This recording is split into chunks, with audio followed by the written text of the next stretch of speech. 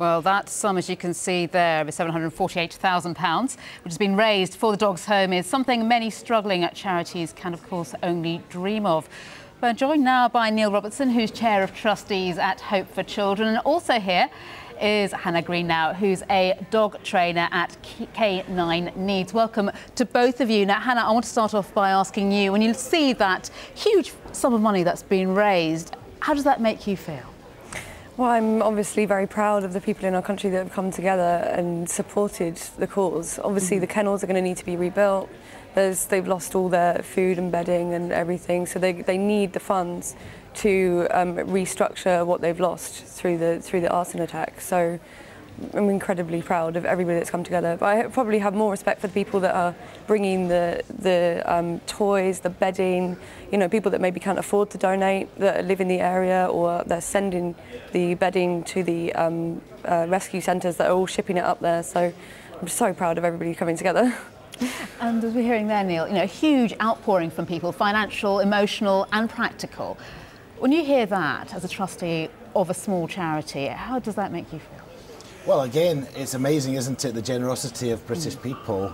And what we think is it's great that people are supporting that particular cause, obviously very important, but we also think there's lots of children around the world that we help send to school, and a little money goes a long way there. And people perhaps feel that's a bit further from home, but £20 a month can send a kid to school, and that can make the difference in life and death. Just to give us an idea, how long would it take your charity to raise that kind of figure? Well, that would be about half of our yearly budget. So 6 months as opposed to less than 24 hours. Well, Hannah, why do you think people are quite so emotional when it comes to the issue of dogs and pets and animals in general? Well, anybody that's experienced a relationship with a dog, you know, they've had them in their homes or they've grown up with them, will know that the love of a dog is something incredibly special. You know, you don't get that necessarily with people on a level where dogs are just sort of pure love. They don't expect anything. They just are pure giving. And also, dogs are a man-made animal, so, you know, we are responsible for dogs. It's that you can't prioritise and say, you know, something is more important than something else. Everything deserves, you know, an amount of care. Indeed, but when you hear something like that, you know, a charity that helps children in desperate need takes them many months to raise that kind of figure. Do you feel a bit guilty that people are prioritising dogs over humans in that way? No, I think that people need to have a general, across-the-board, you know, act of kindness mentality. I think obviously this is a shocking incident. So where it's shocking, people have come together, you know, in a matter of hours because of the shock factor. And it's so sad, but people are so used to hearing about, you know, humans with disease, and it's almost like an everyday occurrence, and it's awful. But when you have something that's shocking, like the fire, it brings people together in like a burst when they are all, you know, united because something so awful has happened.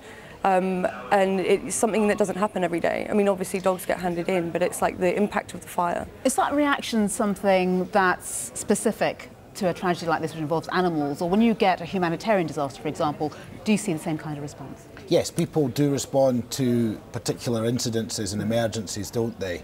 And I think the challenge for charities like us is to support people between the emergencies, because in a sense, in the slums of big cities in Africa, there are thousands of kids every day who die or who don't get the chance for things.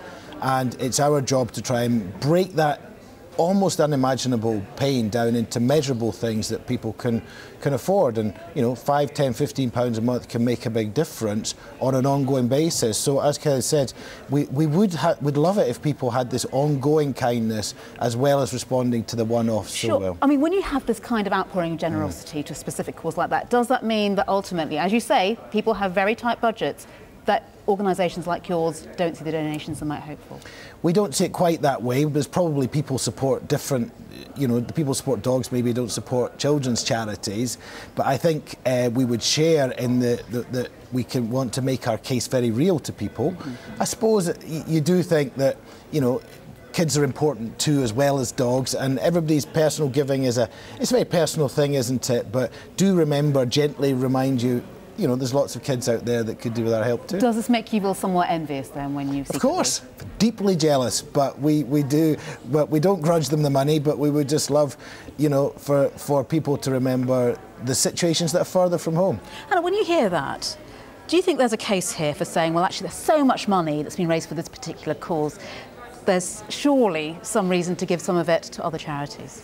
Do you know what? I think that with this particular incident, people feel like they're making a difference, whereas you know, in other, you know, giving a monthly amount or something, which should be done. Of course, everybody needs the help, but it's almost like you don't see where your money goes and you don't feel the impact, and it's almost like you don't get the benefits and the results that you would get by donating to something like this, which is instant, or giving food or toys or blankets, which is like an instant gratification. And people want to help. People are, you know, generous by nature. They're loving by nature. So it's like they get almost like an instant gratification from giving to something like this. Is there a lesson there in terms of the way you should be going about raising funds? Yes, we always try and make it immediate and real, but a slum in a big city many thousands of miles away is something people find hard to imagine.